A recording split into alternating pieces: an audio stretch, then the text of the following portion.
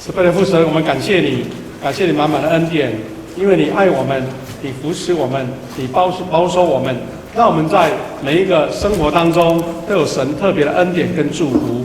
感谢让我们一起感受神的恩典，一起走在前面的道路，有我们弟兄姐妹互相陪伴，愿意在主的恩典当中彼此扶持，彼此保守。主啊，在面对生命很多的挑战当中，我们感谢你，让我们有这个福分，能够领受你的话语，得到属灵的造就，坚定我们的信心，面对所有的挑战。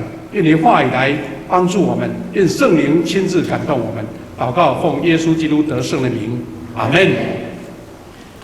各位弟兄姐妹，我们刚刚满足长老带领我们读了一段非常出名的经文。那我们在上半年刚好完成了标杆人生的研读，那里面有一些非常棒的信息，我们在今天也能够重新来做一点结合。罗马书的12章1到2节有在罗马书当中算是非常著名的一段经文。那保罗呢，特别在这段经文第1节的地方，他说：“弟兄姐妹，上帝这样连续我们，我劝你们把自己当作活的祭。”把自己当作什么意思呢？就是本来我是活的，但是要当作祭，就是要有一个过程，有一个努力，有一个跟神产生的关系。我们知道我们所了解的祭物通常都是死的，对不对？无论是这个台湾的拜猪公啦，我们在旧约看到了祭司他们杀了牛羊，甚至一些鸽子、鹌鹑都是杀了，然后才祭拜。但是保罗劝我们把自己这个生命当作活祭，那就非常重要的一个属灵的一个教导。因为他说，我们做活祭能够专心侍奉他，蒙他喜悦。他说，这个就是你们真实的敬拜。他把活祭把我们的生命连接到敬拜里面，那就有很深很棒的一个提醒了。那保罗还讲说，不要跟这个世界不要跟这个世界同化，不要让这个世界同化。他表示说，我这个活祭最会影响我的就是这个世界可能会影响你。那要当活祭，又不要被世界同化。就这段我们今天的主题经文，他说：“让上帝改造你们，更新你们的心思意念，好明察什么是他的旨意，知道什么是良善，完全可蒙喜悦纳的。”既然是这样子，我们也读了以弗所书的经文，保罗一个祷告，一个祈求我们等一下会再复习。但是在16节当中提到，保罗祈求上帝说：“上帝啊，求你照你荣耀的丰富，借着圣灵赐给你们力量。”就是说，他为以弗所教会的弟兄姐妹祈求，让上帝的丰富借着圣灵来赐给他们。他说：“使你们内在的生命强壮起来。”那保罗讲了生命，但是多了一个内在。那这个到底什么意思？这是我们今天开头我们一起分享的部分。保罗所说的内在是什么？就是心，你的心思意念，你的心灵就是你内在的生命。外在的生命就是我们这个身体我的这个肉体的健康是一个生命。那我的内心就是内在的生命。各位弟兄姐妹，我们都知道在这个世界普遍很多的文化、很多的宗教，他们都了解心灵力量的重要，只是个别的方法、途径都不一样。那我们活在东方这个异教的环境文化，我们更能理解。台湾很多流行不同的，特别是佛教，他们有很多禅修的一个班级，很多就是默想静坐一大堆。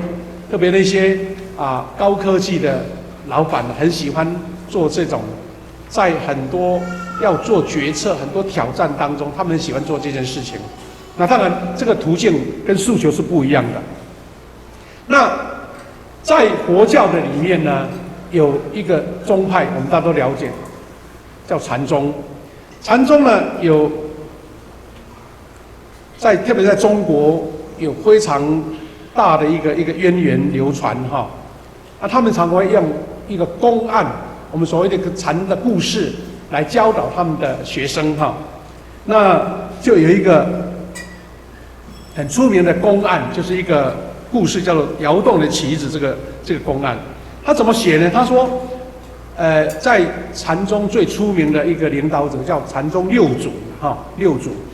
那这个六祖呢，他有一天在寺院的走廊上，在行走的时候，就开始夜间会有夜风来吹，吹起来的时候，哇，他们寺院里面的那个旗子会飘啊，飘的有飘的声音了哈。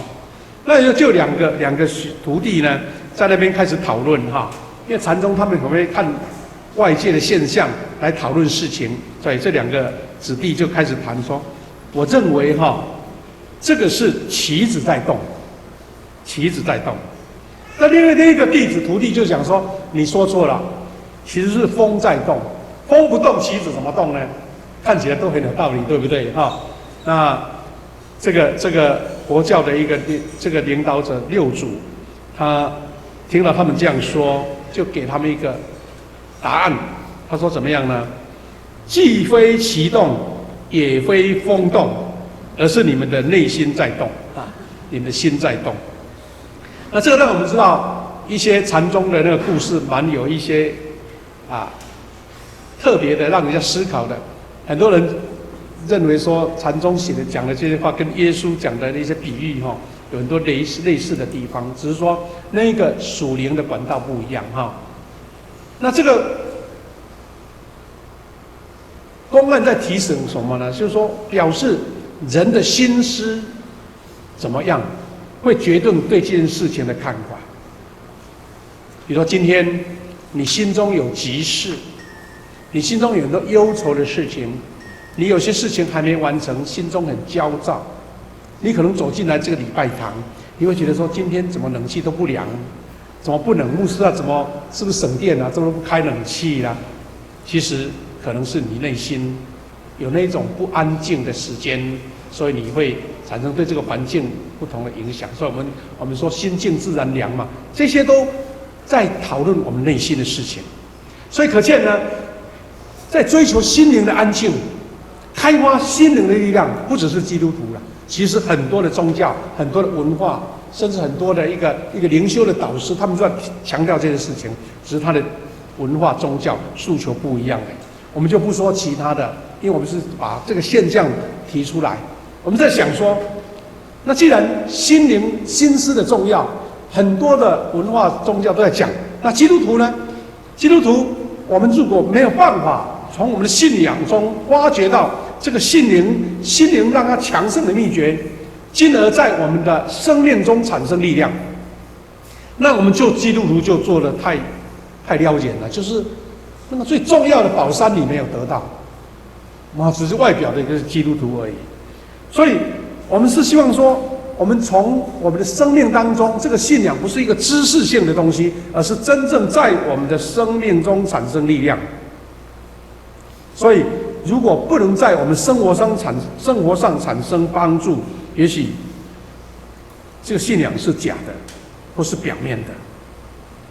所以如果不是的话，那有可能我们操练的方式有误差。所以一个真正的基督徒，属灵的基督徒，我们不只是追求一个多样性的教会生活跟服事，更重要的是我们在日常的生活当中有平安喜乐，过一个得胜的基督徒生活。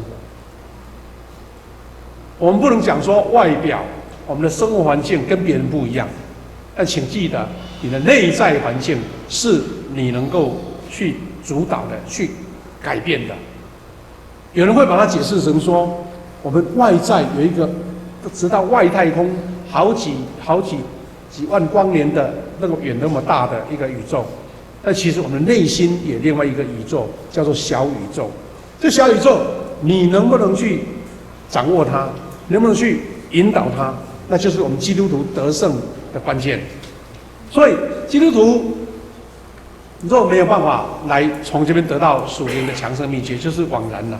所以我们要确信主耶稣他有力量，主耶稣他宝血的力量，他复活的力量，他掌管权柄的力量，让我们从生命当中的困境、捆绑跟辖制中得到释放。所以基督徒，我们不只要知道，而且要有一个途径、努力的方式。我们要加上生命的行动，时时的谨守，常常操练，才能得到生命的自在。我们就不会让人生的劳苦困境一些缠绊。这是我们基督徒一个脱胎换骨、与别人不一样的地方。今天我们读了2段经文，他在告诉我们心灵得力量的秘诀。第一个是上帝来改造你的心。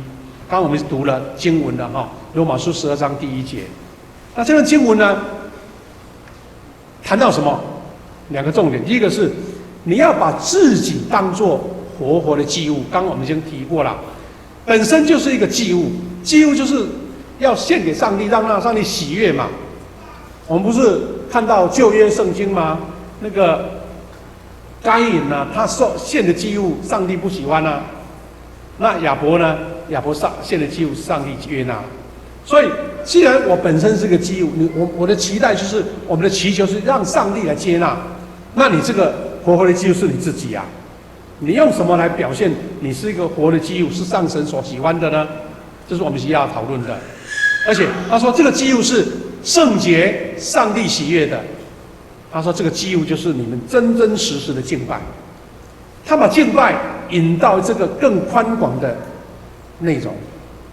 通常我们说敬拜，就是我们从刚刚敬拜赞美，非常喜乐热闹的诗歌，我们有祷告，我们读经，我们有圣歌队的献诗，牧师来讲道，那这些是敬拜，那个是一个定格式形式上的敬拜，没错。但是实际上是你的生命就是一个真实的敬拜。我们在今年年初开始读了这个标杆人生。其中第一个就是有讲到敬拜，其中有几个点，牧师在借这个机会跟大家再做一点提醒跟复习啦哈。他说，蒙上帝喜悦的敬拜，不在于传统，不在于时空，也不在于仪式。你知道，如果你常常接触世界不同的宗派教会，你就发现说，这个敬拜的光谱、敬拜的内涵有很多的差异。比如说，我们看到天主教，看到圣公会，他们是很仪式化的。他们牧师呢，通常都会按照那个礼文，才一直练下去，一直练下去，感觉上是很庄严。不过他们比较没有那种很心灵波动那个部分。那我们看到呢，在那个东正教呢，他们现在他们的那个神父呢，都还要拿那个香炉。整个礼拜堂甩来甩去，而且还有一种是很大的香炉从屋顶掉下来，然后由神父来拉，那甩来甩去，让整个空间呢充满那个香味哦。他们有这种敬拜，而且他们不坐椅子哦，就整个礼拜堂是空的。你如果你去参加那个希腊的正教会的礼拜哦，你要准备脚要酸痛，要动一动，因为他们没有座椅。好了，我这讲的意思是说，每一个民族、每一个文化，它会发展出一个敬拜神的传统。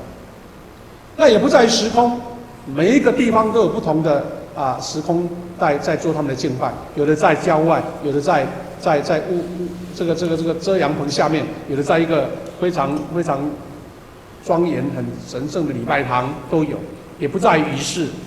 他说，敬拜就是一种生活的方式。你记得你的整个生命形式都是敬拜的内涵，所以呢，我们会把它归纳成说，做任何一件让上帝喜悦的事，就是敬拜的行动。这个我们在之前提起过了。所以，我们一个非常重要的一个观点就是，敬拜不是为了自己得利益，敬拜的东西是为了要荣耀创造者，并且讨他的喜悦。我们看到以赛亚书给我们做了一个非常重要的提醒。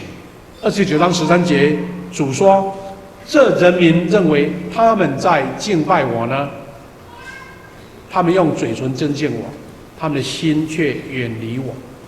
他们对我的敬拜只是人间一些规条传统、熟读背诵而已。”弟兄姐妹，你看这段经文是不是很有感呐、很有感觉，对不对？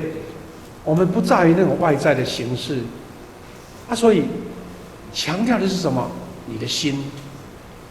主耶稣说：“敬拜我的，要用心灵跟诚实来敬拜我。”所以，我们这些外在的是一种帮助，没错。比如说，刚刚我们带了非常棒的敬拜赞美，有没有感动你？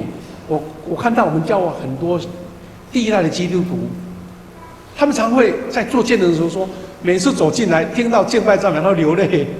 有时候我自己也有点心虚，说我从小一直唱诗歌那种感动反而没有像你那么强呢。好像觉得就是一种很好听的诗歌嘛。那这个是这种从心里面来跟神对应的这首诗歌，触动你的心，那这个部分才是我们所追求的。所以呢，我们从保罗所讲的这段经文，我们说一个非常重要的理清理解，就是敬拜是你整个生命。所以它的秘诀是什么？你每件事情在做的时候，当作是为耶稣而做，并且在做的时候意识到有他的同在。无论是你做快乐的事情，或是做一件很艰难的挑战，或是你要去口试，你要去求职，你要在很多生命的关口，你要升学，你记得我这件事情有没有荣耀神？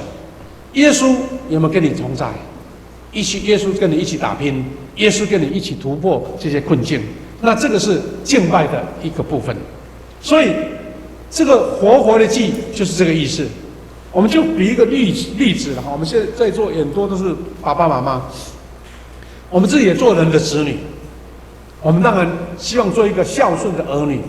你会常常虽然离开家，你会打电话问爸爸妈妈，你会有空就跑回去这个探视他们啊，也许吃一点妈妈煮的一个好吃的一个妈妈的味道。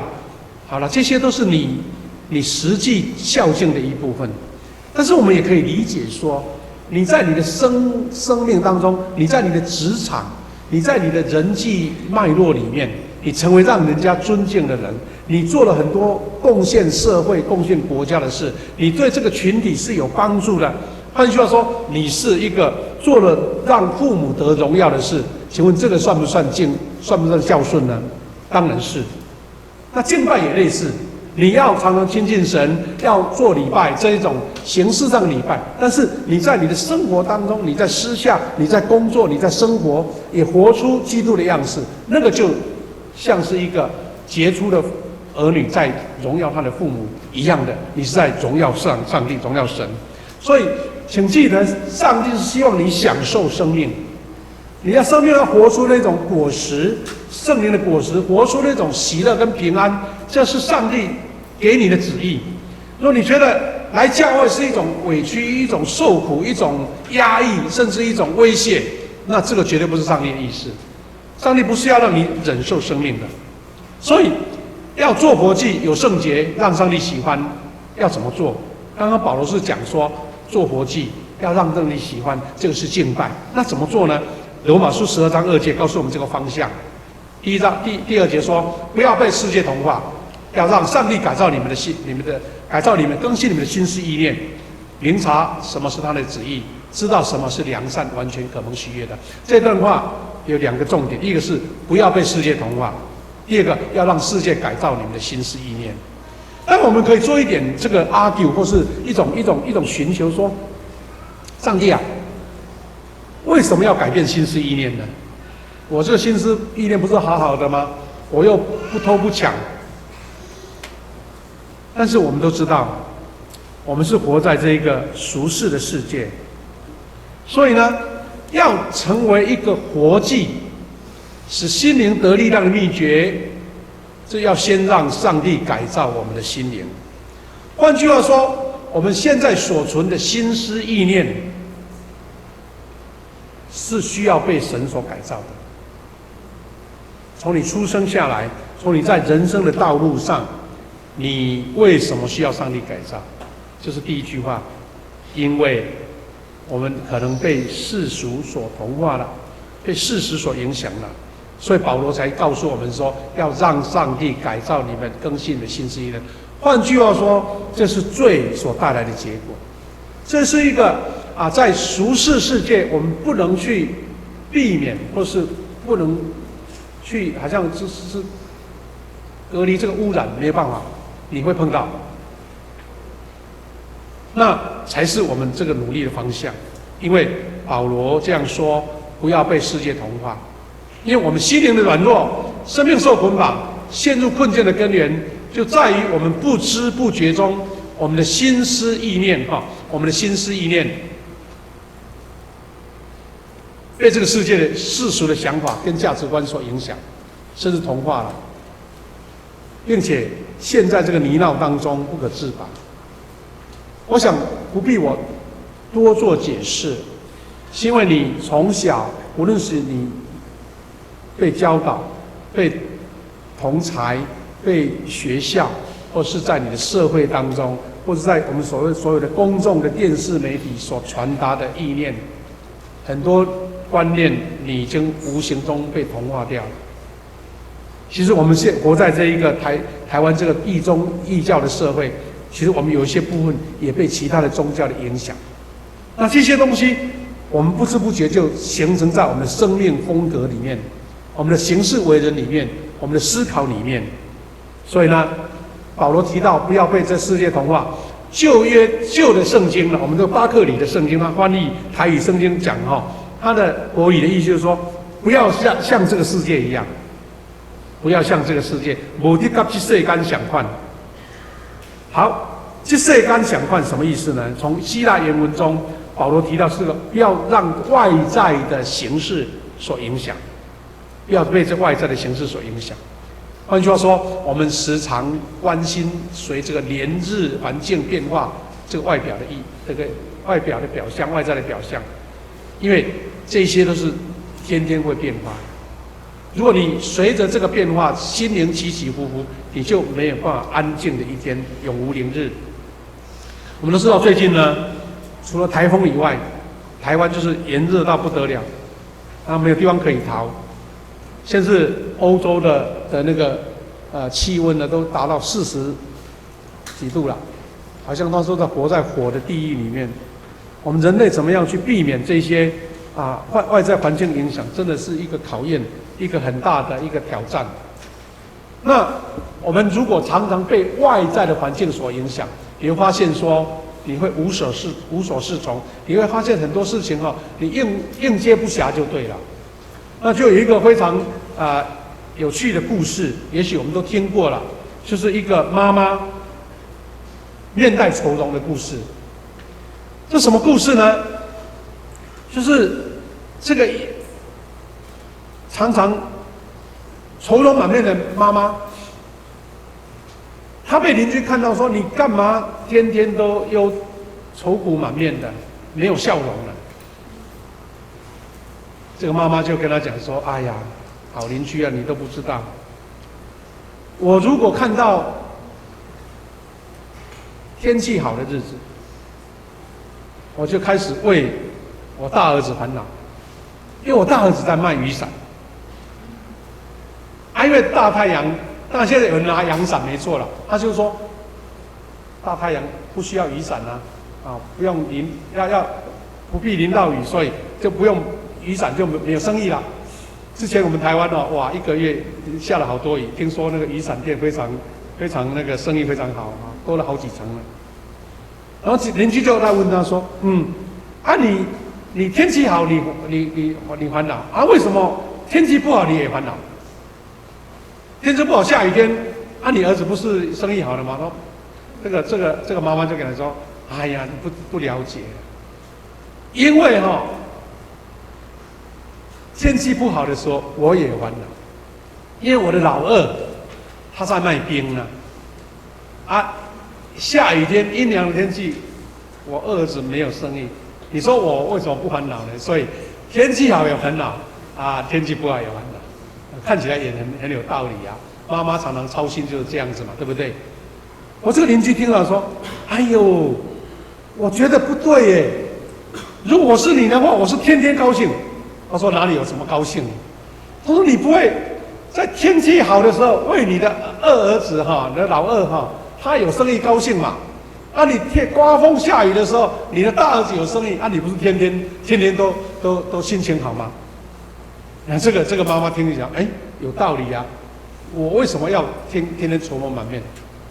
因为天气好坏不是我决定的，但是心情好坏我可以决定。啊，所以就开始觉得天气不好，也快乐啊；天气不好也快乐。各位，你可能会听到这个很经典的故事。我们知道这个是心思意念的问题，这个外在环境还是一样啊。所以我们一定要得到上帝的改造，就是改造那个基本面、本质上的那些不会改变的东西。例如，一个人从17岁到70岁，你知道这个外形会不会改变？一定会改变。年轻力壮啊，活泼，年纪大了开始苍老了，脸皮开始皱了，头发开始白了，我们的腰椎就慢慢弯下来了。这个不变化吗？但是不会变化的是他的内心，他内心的心理素质会让一个虽然老态龙钟，但是他充满活力，充满喜乐。我在高雄盐城教会的时候，有一位阿嬷已经80几岁了，几乎所有的聚会她都到，年轻的聚会她也来，老人的聚会她也来。不久前她还当那个夏季学校的校长，到后来才退休。没有一个活动她不来的，因为她觉得她天天很快乐，她的心理素质很好。她其实她是经历很多人生的波折。年轻的时候，先生就车祸过世了，但是他不影响他的内心，所以我们在教会里面都说他是一个最全勤的阿嬷，而且到现在还是很活跃。各位弟兄姐妹，保罗要我们经历改变，让圣灵真的改变我们，就是不是外表，就是我们的内在的人格跟心思意念。所以让上帝主导这个改变让上帝主导改变，我们才会了解说，刚刚那个经文讲说，明察什么是他的旨意，什么是他的良善，完全可蒙悦纳的。上帝的旨意，你如果不被上帝的改变你的内心，你会看不见，你会觉得这个一点滋味都没有。我想各位弟兄姐妹，你一定有这样的经验你的属灵状况还不是够深入的时候，你觉得读圣经很无味，对不对？感到这个也读不下，这个也读不下，看起来觉得圣经我说为什么要写这样，让我读不下？但是你当你的心被圣灵所触摸之后，我发现哇，字字珠玑啊！你觉得就不想停下来。前2个礼拜，我们教会的松联会长、松联团契会长跟牧师讲说，牧师啊，现在到7月没错了，但是我们很多松联的弟兄姐妹全本圣经都读完了，要不要赶快来颁奖啊？因为他们这些长辈哇，很有时间已经把1本圣经读完了，赶快要叫牧师赶快来颁奖这样子。好了，我们知道说，你能够明察上帝良善、完全跟喜悦的，是因为你心思被上帝所改变，你被神的恩典所充满了。保罗所强调这种改变，是离开以肉体而活、低下的人性所辖制，转向什么呢？成为过基督里的生活。这样的生活就是由基督及圣灵所掌握指导的生活。我们都知道很出名的经文，箴言4章23节，他说：“所思所想要谨慎，因为生命是由思想定型的。”换句话说，你的生命不完全是你活在什么环境，你活在娇贵之家，或是你活在一个普通之家、平民百姓之家，这个都无所谓。但重点是你的生命是由思想所定型。我们大家很喜欢背和合本和合本他说，你要保守你的心胜过保守一切，因为一生的果效是由心发出的。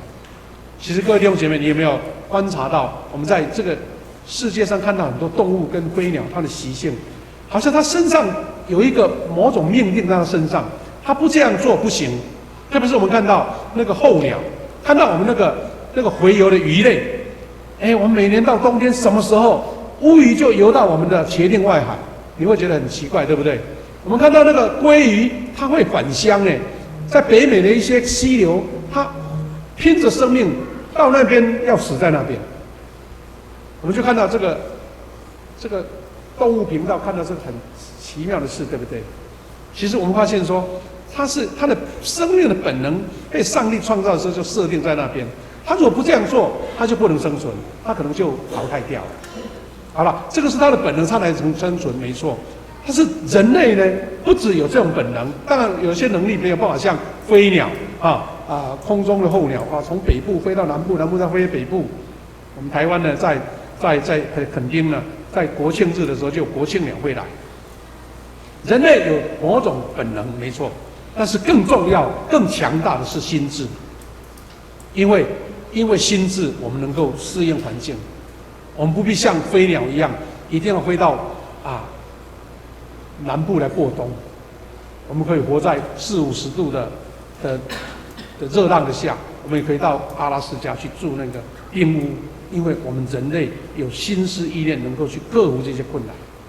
所以呢，保罗在以弗所书3章16节进一步告诉我们，除了要被上帝所改变心智，那个途径第二个就是借着圣灵赐给我们力量。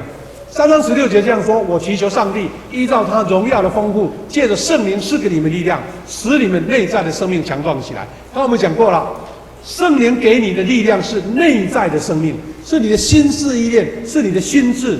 这个心智强盛起来，是上帝所喜爱的。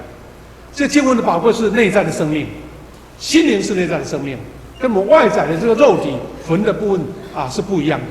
那我们记住这两个因素。第一个，保罗这样讲，他说要祈求上帝，因为他有荣耀的丰富。保罗这样讲，他给上帝祈求的态度是怎么样？他说：因此我在天父面前跪下，天上地下所有的家族都是从他而有的。换句话说，我们所有人类的族裔都是从上帝所传承下来的。有的弟兄姐妹他是第一代基督徒，他会跟牧师说：牧师啊，我们最怕碰到了，当然我们台湾基督徒这样子，谈到祭祖的问题碰到这些事情很困扰。那我就用这个经文的意思给他讲，我说你要祭祖对不对？那你要不要敬拜那个最源头的主，就是我们的上帝因为上帝说所有的家族是从他而来。你既然把原始的主敬拜了，那是不是所有的祖先都尊敬到了？那就克服了你那个祭祖的问题所以我敬拜上帝就是在祭祖，在敬主因为所有的祖先都是从上帝而来。所以保罗他说跪下这个意思，原文的意思不只是膝盖跪下而已他是全身匍匐在地的意思。保罗为什么要这样虔诚敬畏呢？因为他知道这是生命最珍贵的，是他最希望渴望得到的。各位弟兄姐妹，我们是不是有要内在生命的强壮，有这样的专心一致，我们这样的决心呢？这种内在生命强壮到底对我们有什么益处呢？我们可以说，外在的环境你可能可以透过物质、透过金钱、透过人力来改变，但是你的生命的福分、你的恩典、你的人生的喜乐、平安、幸福，是因为你内在生命有改变。因为我们都可以看到很多实际的例子，台湾物质丰富却不喜乐。我们说忙于金钱游戏，我们高雄有发大财的宣告，这些都是我们一般人需要的，我们没有否定它。但是我没有想到说，经济风暴一来，马上就人心惶惶。你可能事业正在巅峰的时候，突然间，像中国跟美国一打起贸易战来，很多台商苦得不得了。前几天我们一个高雄来的弟兄，他的女儿要来读台南的女中的音乐班，我跟他讲说，你常常跑到中国大陆去工作，他说最近怎么样？他说可能要有心理准备因为不知道什么时候那工作要被取代了，他要心理准备。原来是可以做得很棒的，但是因为环境的变化，所以追求经济很好，但是你会被愁苦所捆绑。我们更不用说，有时候家庭风波，有亲子关系恶化，我们的升学学子他们为了升学或就业，很多的筹款，这些都实际的没错。我们不是否定它，而是这一些如果占据你全部的生命，那怎么办？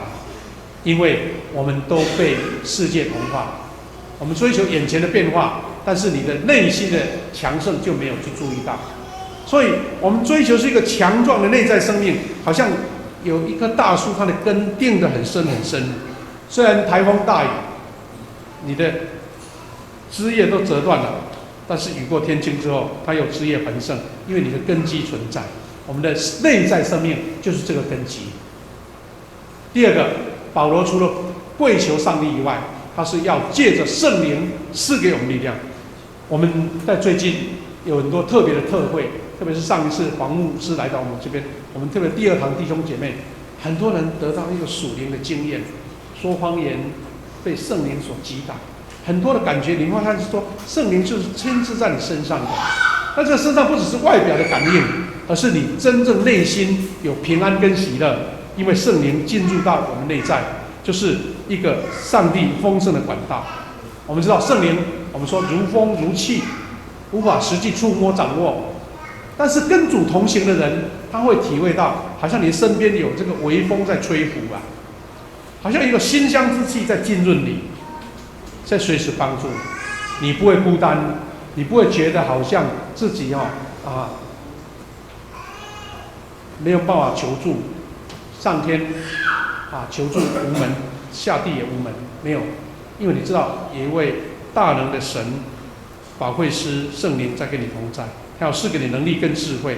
当你有这样的稳定之后，你面对挑战，你就会加添你的力量。所以我们需要真正的心灵力量，不要忘记上帝是丰盛的，记得他时刻愿意借着圣灵来帮助我们，赐能力给我们。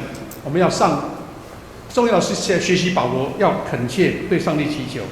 我们常常基督徒会有一种陷在自爱、自言自爱的情况，好像觉得都没有人要关心我，感觉好像上帝不爱你不帮助你。其实神在你旁边会跟你说：“孩子啊，我在这里等你很久了，你的手要伸出来啊！”我们的祷告就是伸出手，我们俯伏跪拜就是伸出手，我们就是愿神亲自来掌管我们。最后一个是让基督住在你们心里。刚刚我们读了17节的经文，他说：“我又祈求基督借着你们的信心，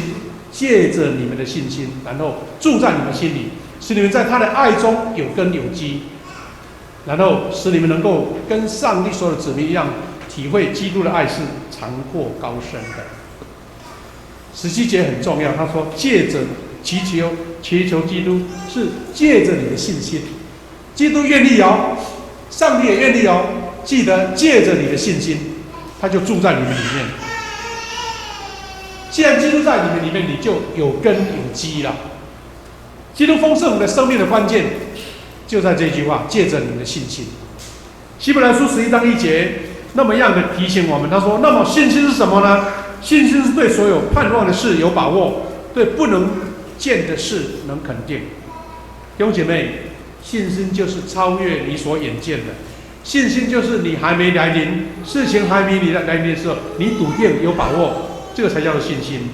所以我们的信心指数有多高，就基督住在你心中就有多久，我们的爱也就有根基，就建立的有多深。我们常喜欢用一个小故事来去体会什么叫做信心了哈。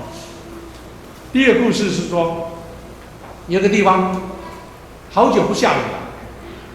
所以基督徒都觉得心中很紧张，说我们是不是一起来祈求上帝下雨的祷告会？哇，要举办的时候，很多人都要来了，对不对？其中就有一个小朋友，他也来参加。他要看到他拿了一支雨伞过来，大家笑他说：“天气那么炎热，一点雨都没有，你就要干嘛拿雨伞过来？”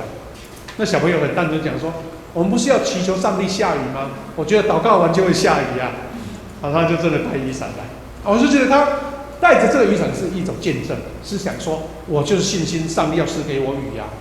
还有另外一个信心的故事更讽刺了，就听说啊，在一个郊区，因为都市扩张了，原来一个平静的社区，一个小村呢，已经慢慢被都市所连接起来了。那就有一些那些有钱人知道说，以后都市发展在这边，他们就去在那边盖了夜店，盖了舞厅，想要在那边赚钱，因为那边好停车嘛。哇，那边的居民很淳朴啦，很多基督徒就想说，不行啊，这个地方被这种8大行业过来啊，我们这个社区就被污染了，年轻人会被影响，我们赶快来祷告，祷告上帝来惩罚他们，让这个店开不起。哇，大家都真的很热诚，因为这跟自己的生活有关了，就好像台湾人都在抗议那个什么焚化炉，对不对？啊，就来了，我们就要抗议啊，他们不能抗议啊，用祷告的。哇，大家都拼命祷告，拼命祷告这样。哎，果然没多久，这间夜店没什么生意，就垮了，就倒掉了啦。哇，那个老板很生气，我花了那么多钱啊，钱都亏掉了，怎么办？就有人告诉他说，哎，我告诉你，附近那间教会他们天天祷告，说你的这个店倒掉。哇，他气得不得了，因为这没钱了怎么办？他就去告教会，说教会他们在诅咒我啊，让我这个店开不成。哇，两边就开始讲他们的理由了，讲了理由，到最后法官也没办法判断。最后法官的判决是怎么说呢？这个舞厅的老板相信祷告，那教会的弟兄姐妹不相信祷告。因为他没办法判断，这是很大的一个讽刺了知道说，有时候我们祷告好像讲一讲真的实现了，你又不承认，这个就是信心的故事，是因为神要透过你的信心达成。所以各位弟兄姐妹，我们最后简要的说，因为时间不够，我们持守信心的功课，第一个要常读经灵修，因为让上帝的话源源的活水滋润在你的心。增添你属灵的力量。我觉得我们教会在推动读经，很多弟兄姐妹，刚刚我讲了，有的老弟兄姐妹已经半年就读完了，有些弟兄姐妹按照我们的那个说的读经的手册，才一步一步在读，这是我们教会很好的传统。我更感动的是，我们很多小组我听到小组长在做见证说，他们在每一天晚上再定一个时间，他就都用这个 LINE 的群组，大家一起做祷告。把所祷告的事情播到那上面，大家在那个时间一起祷告。我想这样的祷告，神的应许是超过你所求所想。很多人因为这样子得到答案，很多人因为这样得到属灵的一个浇灌那个困难被主所担当。我们有一句台语的俗语说：“一面烦恼，一面祈祷。”我们人会烦恼是没有办法避免的，因为你面对这个世间的俗事，你怎么不会烦恼呢？承认有烦恼，但是更相信祷告，因为你要把烦恼去面对，然后你才能交托嘛。那如果你没烦恼，大概是你脑筋有问题，哪有世界上没有烦恼？那但是因为借着祷告，借着交托，神就要帮助你。第三个，不间断你的聚会。我们的小组聚会，特别我们第2堂华语礼拜的弟兄姐妹，已经很好的一个小组的生活。我看到很多新出信的弟兄姐妹，他因为参加小组，很多的生命被改变，很多的愁苦被祷告得到释放，而且借着大家的关心，他内心感到非常的安慰跟温暖。在我们教会里面遇到小组的家人有遇到这个家人失去的时候，那种帮助是出自内心的，感觉很温暖，不是一种形式上的关心，而是真的有生病的，有开刀的，他们就会第一时间赶过去。这种喜乐跟平安，你有参与过才知道。我们教会有很多这样的生命的见证。各位弟兄姐妹，我们要复习一下，我们怎么样过一个基督内在的生活，就是我们今年标杆人生的5项目标。第一个，敬拜的人生。刚刚我们讲过了，你是生命是活活的祭奉献给神。第二个是刚刚我们讲团契的人生，因为我们一起聚集，一起鼓励，一起承担，一起面对挑战。第三个，你要学像基督，你的生命要成长。我们今天有50多位参加了第二期的那个门徒训练已经结业了，而且在生命也同样成长。第四个是侍奉的人生，你要服侍主，服侍人，你才能从生命得到成长。遇到挑战，遇到困难，就好像我们常常在谈到我们的那个幸福小组，因为幸福小组里面有讲到说，它会映照你的生命，因为你看到一些慕道友，有时候很困难去排除的时候，你发现说你自己还有缺陷。那第五个就是宣教荣耀神，宣扬基督荣耀神这个宣教的人生。各位弟兄姐妹，最后我们看到上帝他的大能会成就一切。保罗在以弗所书这段经文的最后面，他说他要画了一张非常棒的远景的地图。这远景的地图呢，成果惊人，而且神的恩典赏赐是超乎我们所求所想的。这段经文是以弗所书3章20节、21节给我们最大的见证。他这样说：上帝能以运行在我们当中的大能成就一切，远超过我们所求所想的。弟兄姐妹，你愿意承受这个超过你所求所想的吗？你愿意被神所改造吗？你愿意被耶稣基督住在你的心里面吗？你愿意圣灵充满你，被改变吗？这些都是上帝大能成就的一部分。保罗说，做一个祷告，愿他在教会中，并在基督耶稣里面得荣耀，世世代代，直到永远。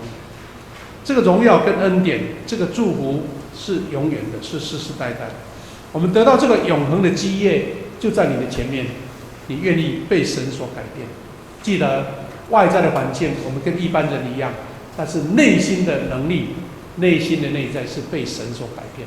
愿每一位弟兄姐妹都触摸到圣灵，被圣灵所改变，成为一个健康的、荣耀的、得胜的人生。